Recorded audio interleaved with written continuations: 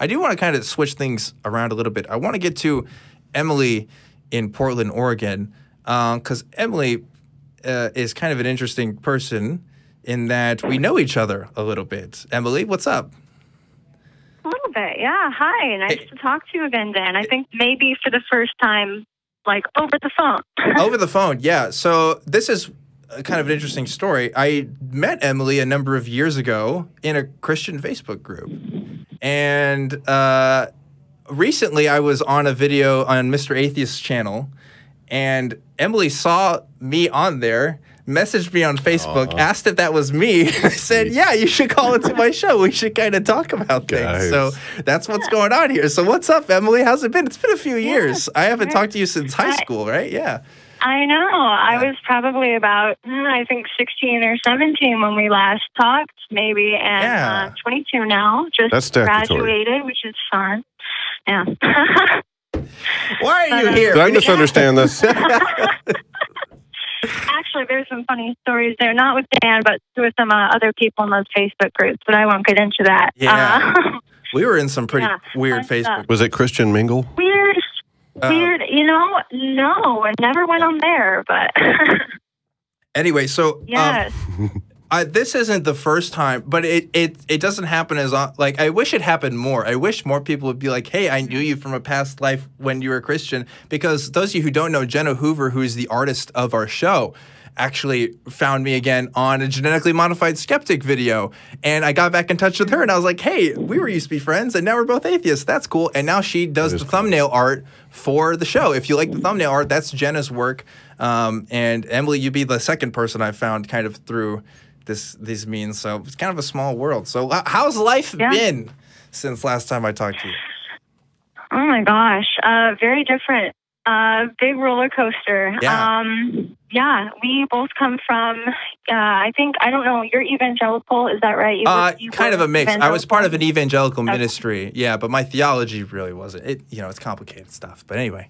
Okay. Yeah. Yeah. Well, I come from a very strongly, like, in the space, evangelical, I guess, tradition. Like, most of my family is very, very religious, and that's how I grew up, obviously. So from birth, and it wasn't until, I came to a university, and I started, making friends with people who weren't Christians, and saying, oh, these aren't, crazy, awful people. They aren't all aggressive. It's just they have different ideas, and taking a few different classes and hearing, I guess, different ideas about, the way the world worked, and not constantly hearing the same dogma over and over again.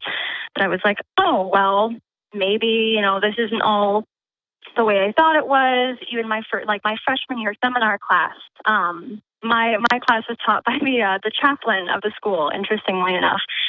And he did basically comparative religions light. And so I learned a lot about other religions. And, even though he is a Christian, he's a Unitarian, he's like, well, there are some inconsistencies in the Bible. And, because growing up, my family was very literalist about the Bible. Adam and Eve was an actual event that happened, that sort of thing. Noah's flood, my mom still believes, is a literal thing that happened. But eventually, I started really questioning. And it was, I'm sure a lot of people have the same story. Like, it's really hard to go through that and question everything you've ever believed. And it was a really painful process with a lot of crying. And I'm still, to my family, except for like my sister and my cousin, a closeted atheist. They don't know. But, now I am a lot happier than I've ever been. And that's a lot of different things too, contributing to that. But it's, I feel a lot freer. There's a lot less, guilt of you have to live this particular way, which is very freeing, which is really nice. So, and might I say, Emily, the last time I saw you, you would be the last person I would suspect to become an atheist. I'll be honest. Like you were making the posts. You were talking about how the Lord was working in your life. Like, I remembered that. Like, you were super Christian. Yeah, you were real into it. And I guess I can't say that I'm. Well, I am surprised, but you know, Robert's probably encountered this too. It seems to me the people who are most in it are often the ones that come out.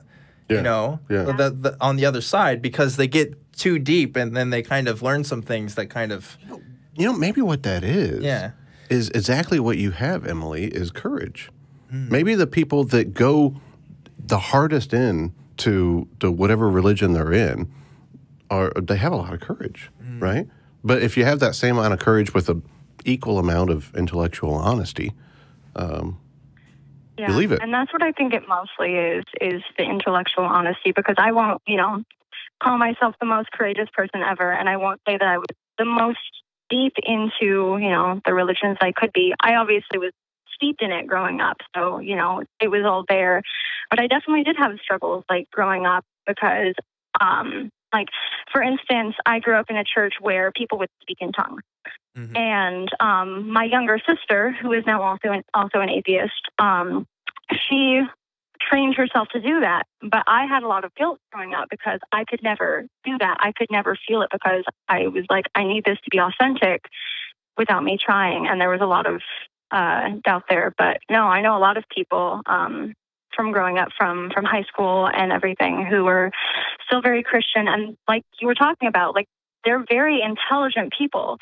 And they're very rational in a lot of ways, and they do a lot of research, but, you know, they do a lot of research to kind of dig in deeper to what they believe and try to back up what they believe. And, you know, I'm at the point where I'm like, I don't really know. I'm okay with that. So you sound, I mean, that's similar to my experience. It was like, wow, the people around me are having this confidence in their beliefs that I don't have. I better do the research to have that same confidence that they do. And then when I did the research, I came out with even less confidence than before, right? Yeah. Yeah, absolutely. Yeah. Yeah, no, it's crazy how, you know, confident like my parents are, and, you know, they get angry. You know, or my mom at least does, she gets angry because a few years back, and they don't know that I'm an atheist, but I'm sure they suspect, because sophomore year of university, I started dating an atheist.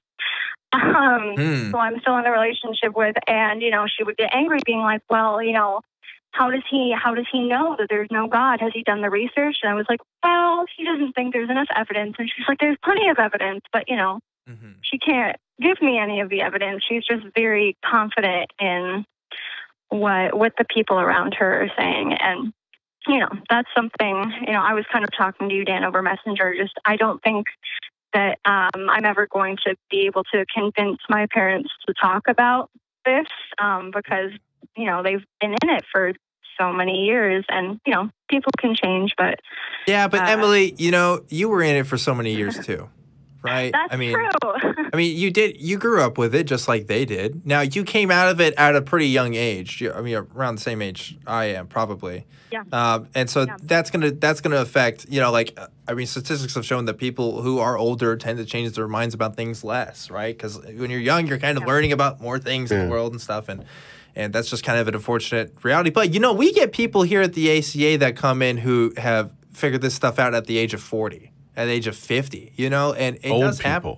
Yeah, and I'll tell you this, Emily, if anybody's going to convince their minds about something, I think it's going to be you. And the reason why I say that is because you're not just some atheist on the internet talking. You're their daughter, and they know you. They know what you've been through. They can't make excuses as to, oh, well, maybe she had some sort of bad experience with religion. Like, no, like, they know that, you know, as long as you show them, like, yeah, you've done the research, and I found that I think I had that effect on my parents when I was first talking to them about this, because I wasn't just some guy, I was their son. And you've seen the same patterns in, like, the LGBT movement as well, where suddenly you're not talking about some guy you saw on TV, you're not talking about Ellen DeGeneres, you're talking about your niece, your nephew, your brothers, sisters, you know, and the dynamic becomes different. So again, you should come out when you feel ready, or maybe not coming out is the best option, but I think I do want to say, if anybody's going to change their minds, Emily, I think you're in a good place to do it.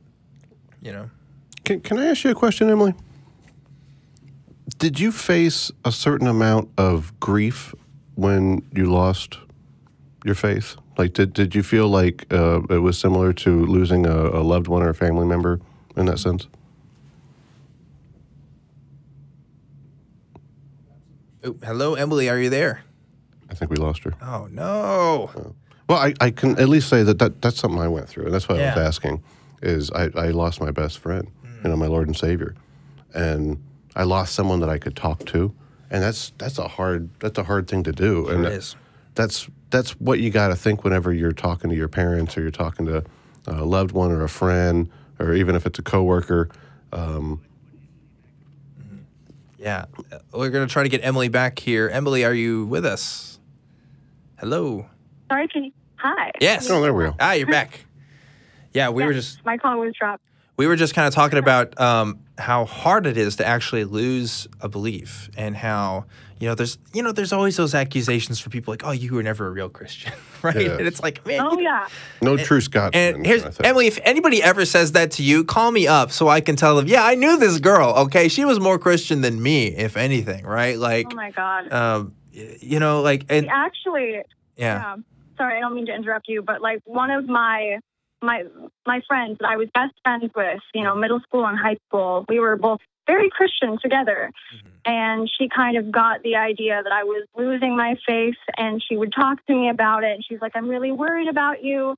And at some point she was like, we all thought we saw Jesus' light in you because you were so nice, but you never really had it because, she doesn't believe that if you give up the faith that you were ever really a true Christian. And she knew me. And, that's really hard to hear because I definitely believed it. Like, I didn't know anything else.